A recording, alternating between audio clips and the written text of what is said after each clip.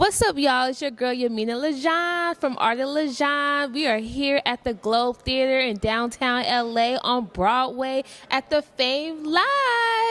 I have artistic director, choreographer, performer, and badass, the CEO of Ghetto Stiletto, House of Ghetto Stiletto, Mr. Apollo Sadiq. What's up, boo? Hey, boo. How you doing? I'm good. I want to know what's up with the outfit because you're giving me very auntie child. What is it, auntie? Well, you know, they said tonight is Mardi Gras. That's the theme for tonight. So I was taking, I guess, a more darker route, I guess you could say, with the Mardi Gras theme. So I just threw me a little something together. You know what I'm saying? I'm giving like, what would you say this is? Posh auntie. Posh auntie. From the South. From the South, you know what I'm saying? It's like I'm funeral ready, but I'm also, you know, ancestry ready as Yes, well. ancestry ready, and also mysterious, because you know you got that Scorpio vibe. We always mysterious. Always mysterious. I still got the little veil. You know, you can see me, but you can't. But you can. Oh yes. So I saw the show. Your girls did fabulous. They were so cute. You got your burlesque and technique and all of them kind of things. Like, before I even get even further into, Mr. Paulo Sadiq has worked with Tyra Banks. He's worked with Chris Brown. He done been performing for years and dancing and doing his thing, and he has his own business, his own production space, and he's been in the game for a long time. This ain't no new booty, okay? Okay. This has been around the corner, done seen up Cherry and has down. been popped. Cherry has been popped, child.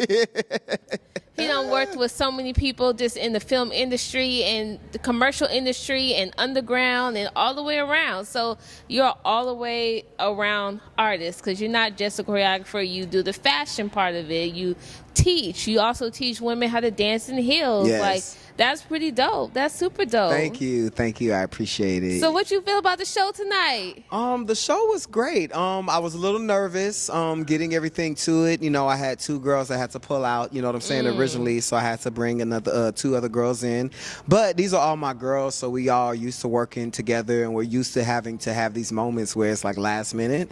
So it was very with my girls, it's easy to work with. So with them, I was able to really push through tonight. And then, you know, getting here, this is our second night of Fame Live, you know, so this is a residency. We have 10 more shows to do all the way up into December. Okay. So, you know, each night is getting a little bit better and better. We're getting more, as far as getting the staging right, because the DJ booth was not supposed to be on there this time, but it was. Okay. So that was a little obstacle we had, because I was like, damn, you know, that was the last time they had a DJ booth on there. I was like, my girls can't really, you know, they can really extend and really do the things that they need to do to fully, you know, carry their movement out the way that it needs to be.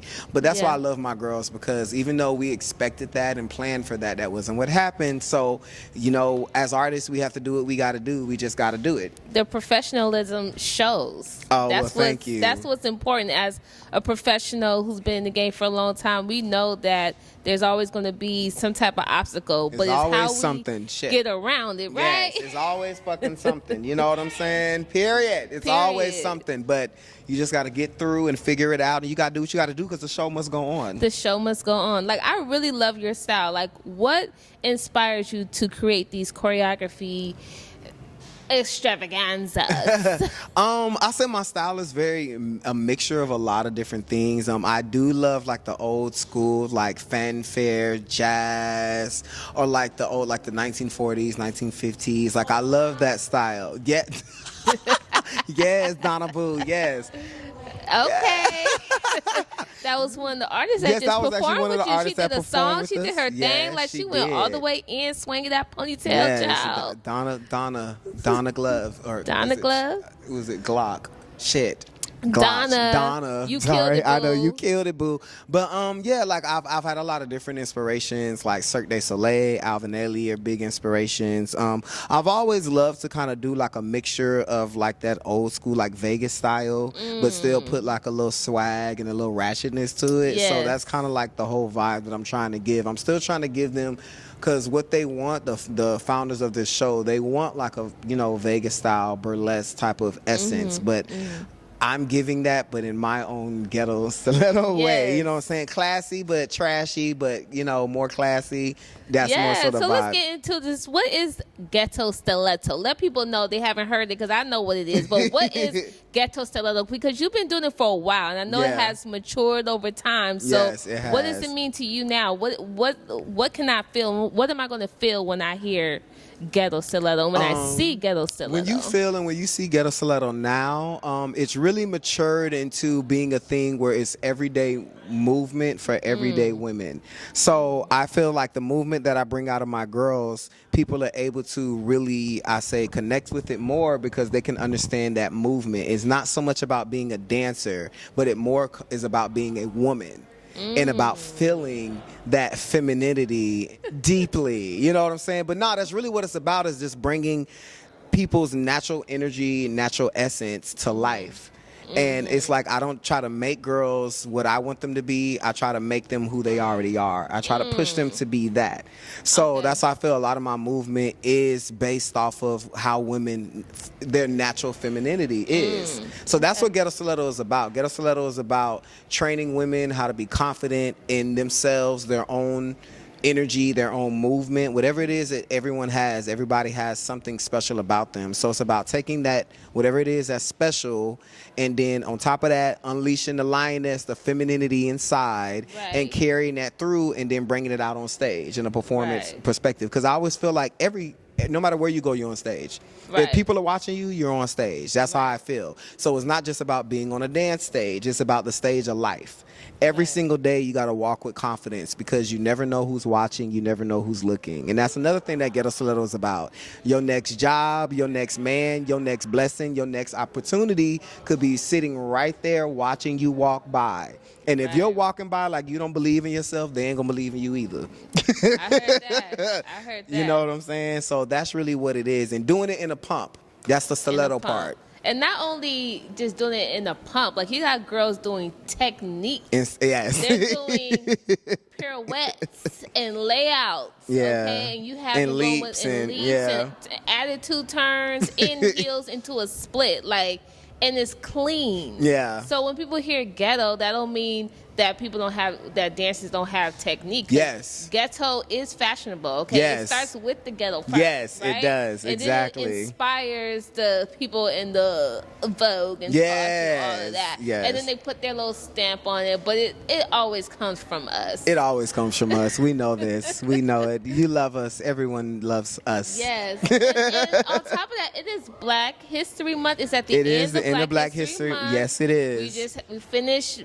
Valentine's Day, but what has Black History Month done for you this month? Like, what do you feel you have benefited or accomplished or contributed to Black History Month? This month, I feel for Black History, it was an interesting Black History Month for me. I feel like for the first time, it wasn't such a showy Black History Month where everybody had to be like, I'm black this, I'm black that. Right. It was more of a comfortability of just knowing it's like, I'm black. Right, and that's it. Yeah, and that's it.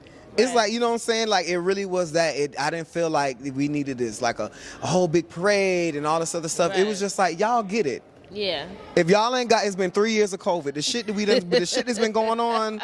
If y'all don't understand what it means, even if you aren't black, what it means to be black. Right. So that's what I enjoyed about this month. It wasn't all this extra hoo-ha about Black history. It's like, we know what it is. Y'all know what it is. So we don't have to, you know what I'm saying? Like, yes, give y'all the history and all that stuff, but at the same time, as a culture, us as Black people, we should be celebrating ourselves all the time. Yes. Not just once a month. And I think that's what it was this year. It was like, oh, Black history. It's like, but I'm black all the fucking time. You're black you know all what I'm the saying? fucking And I time. feel for these past couple of years, we've been taking more pride in being black. So that's why I feel this month wasn't, it's always a big deal, yes, but it didn't feel, because it's like we've been doing our black shit all last year. And we came into this year being like, hey, you know what I'm saying? Yeah. So that's more so how I felt. It was just, I just felt at ease about it. I didn't feel like I gotta be throwing up my fist and nothing like that. It's like, you know my fist, you know where it belongs. Right. You know what I'm saying? Right. But it ain't up here, it's in your face, you know? In your face. So what are your plans for the future now? Now that you have your residency, this is the second show. You have all the way till the end of December. And plus you have your other obligations and jobs and productions and things that you're doing on top of this. So what is your plan? What do you want your audience to gain from these shows? What do you want them to feel? And do you want them to be connected in the show more so, or do you just want to keep it like as a distance, as a showy type thing? Like, what I did see that you brought somebody on stage this time. That's why I'm asking, because you're getting the crowd involved. So what is your plan moving forward with your work, with Fame Live, with your dancers and the audience? What's your plan next? With Fame Live, I'm really trying. I just want to expand it. I want to get more dancers. That's one of the goals that I want to get. I want to get to a point to where this is something we could possibly take on tour. You know what I'm saying? Like, I see this, really turning into something big, and this is a Black-owned event. This is a for us, by us event, and it's a big deal because it is at the Globe Theater. You know what I'm saying? So this is a very iconic place, that a lot of people have been throughout the years. You know what I'm saying? So it's already a blessing to be able to be here and to be able to get my work on stage in a setting like this around this type of crowd of people. This is a different type of industry, not the dance industry. This is like the music industry, the fashion industry. So it's really been a blessing for me to be able to be in this environment so I can expand beyond just the dance world. That's really what I want to do. Or just the artist world. I would like to start diving more into the fashion world as well and stuff like that. Like, I've been meeting a lot of designers, and like, that's something. When I say fashion, I think more of the artistic entertainment perspective of fashion. Like Rihanna did with Fenty, you know what I'm saying, how she had her Savage show. Like, when I think of fashion, I've always thought of it in that perspective of being more than just a runway show. So I think with this show, it's giving me a chance to kind of expand a little bit just on my connections, the people that I work with, the people that I know, or the people that I don't know. So that's kind of a great thing as well, because I would like to, expand a lot more in different facets of the industry other than just the dance part. Just the dance. So we're bigger than that. Like, not saying that the dance industry isn't big, but you are a full artist. I'm a full artist all the way around. So right now I'm just really trying to focus on that, focusing on my production space, trying to get that going, build that up more, which is, first time having a space. So it's a lot of things that you're not necessarily prepared for, but it is a blessing, and I'm really happy to have my space. The biggest thing too, I have my space where all my peoples can come and play. That's the thing I love, that I have a space to where all my peoples, it's like, bitch, you want to film something, you want to do something, well, come on, I got the place to do it. So that's an exciting thing, because I've always wanted a place to where me and my people can freely create. And it's amazing to be able to create in a space to where you don't have time, constraints. You don't have to necessarily worry about money like that. Like, all the things that kind of hold us back when it comes to trying to create great things. And now I feel like I'm in a space, in a position to where me and the people around me, we can finally start creating freely. And do those. And, practice on our skills too. You know what I'm saying? And by creating freely, sometimes it's just, girl, it sucks. Honey, rehearsal space and schedule and traveling is just a lot. You know what I'm saying? Then you be on a time frame, you be stressed out because it's like, girl, we only booked 3 hours and there's someone behind us. Like, all of that stuff. But then too, having a place that I can really create whatever I want to create in my own space as well. So that's also House of Ghetto Stiletto. So look it up, you guys, if you haven't yet. Check it out. But I'm just happy to be moving forward in this industry. And I'm just waiting to see what other blessings, are going to be headed my way.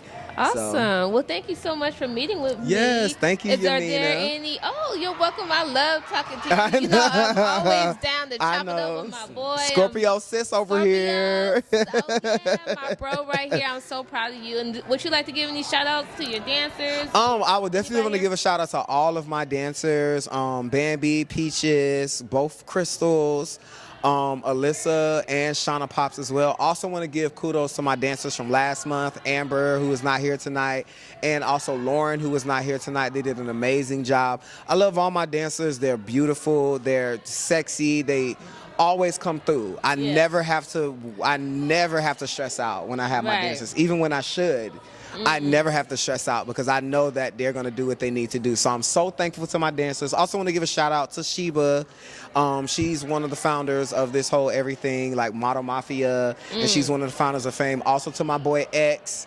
X is someone that, you know, considered me, helped bring me in to this is also his event. He's like the director or producer of this event. And then my girl Sasha B, who's the DJ. Sasha B was the one that definitely put me into this game when it comes to doing this show. And she was like, hey, I already know who you need. Don't ask no more questions. So thankful for her as well. Love you so much, Sasha B. And just everybody else that's part of the production. Everybody has their, like Trey Ireland, he's been doing the film stuff. Right. So, and then of course, Yaminah getting behind the scenes. We got to give a shout out to her as well because she's been doing her thing over here, making sure she's getting all the drama and all the moments that I never even realized I'd be going through, but she captures them. So I love that too. But but that's it. That's all the shout outs I want to give. And anybody else out there that supports me, I love you. I appreciate you guys. And let's just gonna keep on pushing through. Awesome. Where can they follow you? You can follow me at Apollo Sadiq. That's Apollo, like Showtime at the Apollo, or what's it, the rocket ship? Was it the rocket ship Apollo 13? Oh, yeah. So Apollo Sadiq, Sadeek. And that is on IG, Instagram, or you can follow Official Ghetto Stiletto. That's 2 T's in ghetto and stiletto for people that don't know how to spell. Or House of Ghetto Stiletto. And house is spelled with a U because I'm bougie. Haus.